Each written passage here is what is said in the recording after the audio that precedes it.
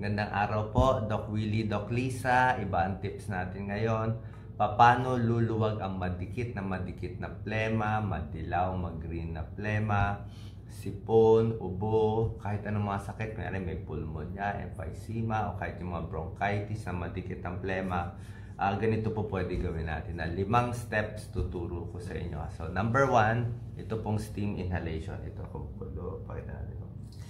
Init. Yan ang lakas ng steam.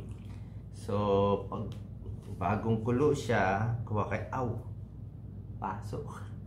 Palanggana. Huwag magpapasok. Sige, sandali lang naman. So, ito mainit. Hawakan to. Lagay dito kulob. Ikot ka na lang, Doc Lisa. Doc Lisa, paki-describe mo lang. Yes. Itatalukbong natin yung towel para ma-inhale nyo o masinghot nyo yung usok na lalabas dun sa mainit na tubig. Kaya natin kinukulong ng towel ay para hindi lumabas sa mga gilid yung steam o yung usok. Kasi yun yung gusto nating malanghap mula sa ilong at bibig papunta dun sa baga. Yan ang magpapaluwag ng inyong paghinga. Yan. Okay, So, ini-inhale. Usually, mga 10 to 15 minutes. After that, kasi lalamig na yung tubig nyo. So, pwede nyong palitan kapag wala ng steam. Okay. Okay, ginawa ko na yung step 1. Nakita nyo, medyo pawis kasi steam inhalation, no? Ingat din sa paso. Tapos, ang next step, pag naka-inhale na kayo ng steam, 10 to 15 minutes, yan, medyo basa, medyo pawis. Ingat lang na huwag tumamam. Huwag masyadong malapit, di ba? Pwede kayong pumikit para hindi mainitan yung mata. Huwag din masyadong malapit. Basta inhale mo lang siya.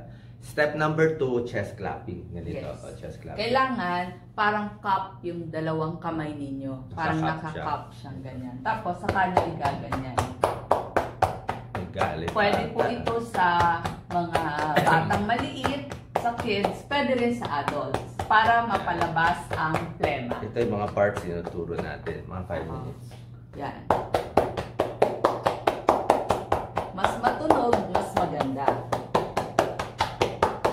Normally, ginagawa siya ng mga, kulang pa yan eh. Actually, dapat mga 4 minutes, di ba? Huwag din sobra lakas, huwag din sobra hina. Yan po ang ating step 2. Step number 3, positional release ng plema. So, na-steam ka na, dapat lumabnaw na yung plema, ginagalaw-galaw na, lumabas na sa dikit. Next step, hihiga tayo para at least umikot-ikot.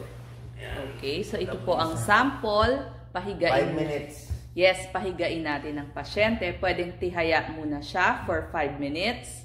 Lagyan natin 5 minutes na. Magsa-side naman to the left. Harap sa kaliwa, 5 minuto din. Kasi ang gusto nga natin, mag-iba-iba ng posisyon. Para yung plema, gumalaw siya at umakyat dun sa daanan ng plema hanggang sa mailabas. After 5 minutes, pwede mas matagal. Harap naman tayo sa kanan, 5 minuto din o 5 minutes din ang bibilangin natin. At mararamdaman nyo pagkatapos pag-upo nyo, parang umakyat na yung mga plema. Hindi naman agad-agad aakyat. Mga 5 to 10 minutes pa rin yun. So, yan po ang step number 3. So, step number 4, actually, pwede nyo naman iba-ibahin yung step eh. Gusto ko minom ng hot tea. Okay? Pwedeng hot water, mainit na tubig, yung kaya mo. Pero ang gusto ko yung chamomile tea. Ito. Pure chamomile tea, any brand. Kahit anong brand gusto. May mamahalin, may hindi mamahalin. Yan. Pwede din ba ang salabat? Or luya? Sa labat para kung masakit lalamunan mo, wala kang boses. Pero ginagawa natin to iba eh, pamplema eh. Pamplema siya. So, mainit pa ba?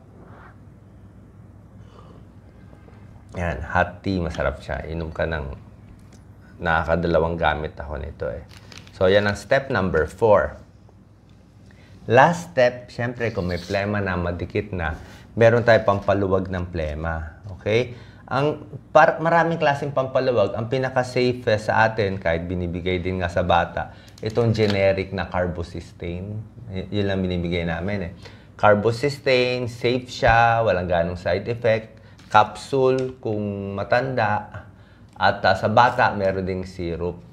Tapos, kung kailangan talaga may plema, lalo na kung madilaw, may yellow, baka may bacteria, inuman natin ang antibiotics. Diba? Pero yung antibiotics, doktor lang magbibigay at doktor din mag-prescribe. Pwedeng simpleng generic na amoxicillin, kung ano lang, hindi malala, or minsan yung mas matapang ito, co-amoxiclav. Okay, co-amoxiclav siya. So, mas malakas ito, mas mahal. So, depende po sa doktor nyo. So, ito po yung 5 steps. Sana nakatulong sa inyo. Pwede nyo gawin. Basta medyo matagal lang. Gano'ng kadalas gagawin? Siguro, ma'am. 2 times a day, 3 times a day. Makakatulong siya. Hanggang unti-unti lumuwag yung plema. Iwas muna sa mga usok alikabok. Para hindi din tayo makahawa ng tao. At papalakasin yung immune system. Matutulog na mahaba. Pahinga. Kung hirap matulog dahil sa lakas ng ubo, ano lang, konting tiyaga lang, konting tiyaga. Minsan nga pa nakahiga, pwede may tissue ka, kung dadahak ka, nandun ka na lang. So, sana nakatulong tips para sa may ubo, may plema. So, anything na naiisip namin, tinutulong namin sa inyo. God bless po.